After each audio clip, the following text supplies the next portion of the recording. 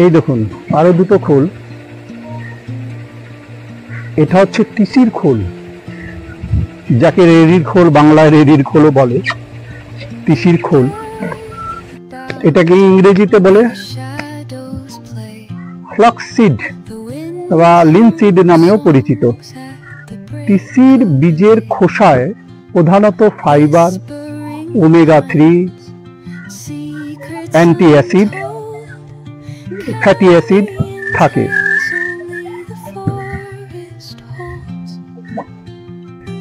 Fibre আঁশ প্রতি 100 গ্রামে 27 থেকে 28 গ্রাম ফাইবার থাকে এটিতে, এই তিসির খোলে। বাদাম খোলেও ফাইবার পাওয়া গেছে, শস্যের খোলেও পাওয়া গেছে, এবার এই তিসির খোলেও আছে ফাইবার। এর মধ্যে দুটো উপাদান পাওয়া যায়, দ্রবণীয় সলুবেল এবং অদ্রবণীয় ইনসলুবেল, দুটো পাওয়া যায়। দ্রবণীয় ফাইবার কোলেস্টেরল কমাতে এবং হজম শক্তি উন্নত করতে সাহায্য করে। ওমেগা-3 ফ্যাটি অ্যাসিড এর মধ্যে পাওয়া যায়, ওমেগা-3 ফ্যাটি অ্যাসিড এর মধ্যে পাওয়া যায়। Omega three fatty acid alpha linolenic acid ALA থাকে, যা এক ধরনের ওমেগা-3 ফ্যাটি অ্যাসিড। এর 100 গ্রাম তিসি খোলে 22 থেকে 23 গ্রাম ওমেগা-3 পাওয়া যায়। লিগনান এক ধরনের ফাইটোজেনের এবং অ্যান্টিঅক্সাইড। এর 100 গ্রামের মধ্যে 0.3 গ্রাম থেকে 1 গ্রাম পর্যন্ত পাওয়া যায়।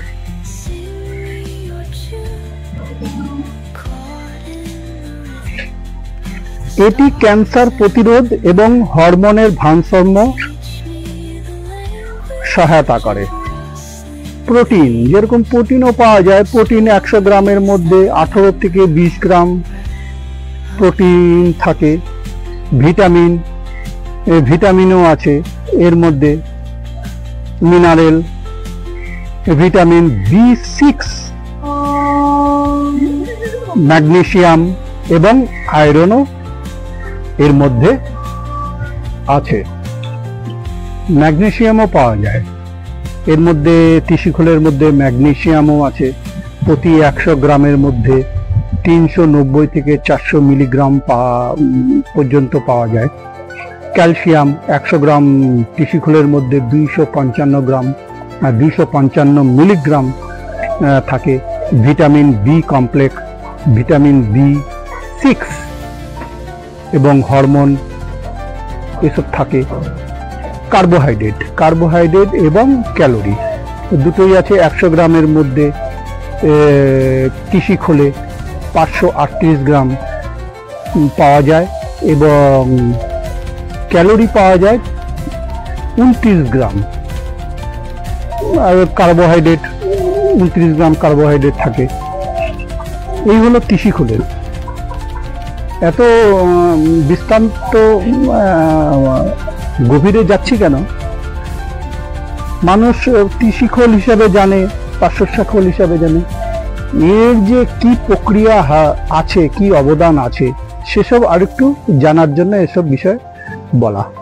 এখন আমরা আলোচনা করব নিম খোল।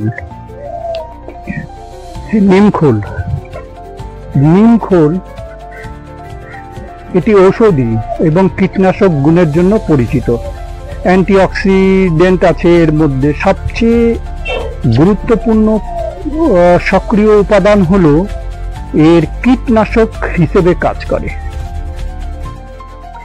নিম্বিদিন আছে, এটি অ্যান্টিব্যাকটেরিয়া এবং অ্যান্টি ফাঙ্গাসে ভালো কাজ করে, এবং সোলোলিন আছে, এর প্রতিরোধ কীটমাকড় প্রতিরোধ হিসাবেও কাজ করে।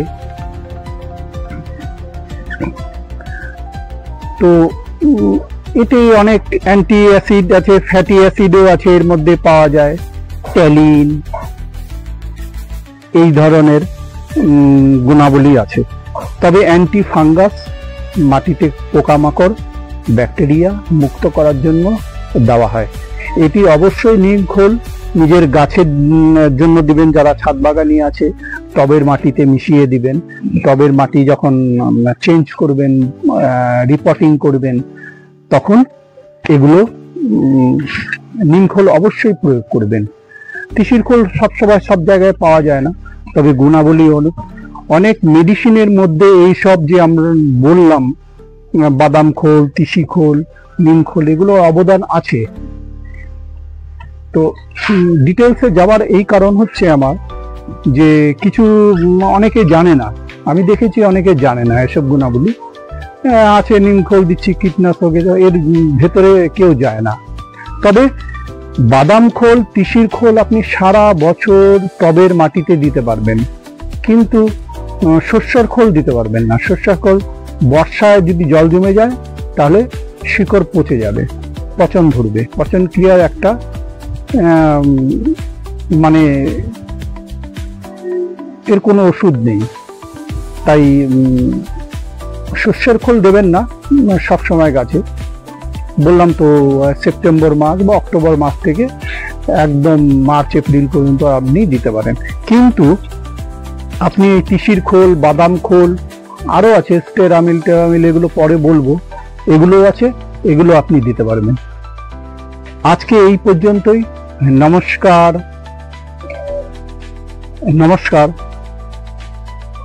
আজ এই পর্যন্ত খোল সম্বন্ধে বিস্তারিত আলোচনা করলাম। ভালো লাগলে আমার চ্যানেলের সাথে থাকবেন, দেখতে থাকবেন green plan education channel. Subscribe করবেন, লাইক করবেন, আই বাটন প্রেস করে রাখবেন চ্যানেলটাকে আগে নেওয়ার জন্য।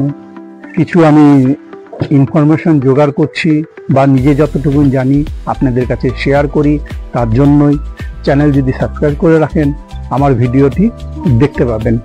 ভালো থাকবেন, সুস্থ থাকবেন, নিজের শরীরের প্রতি যত্ন নেবেন। নমস্কার।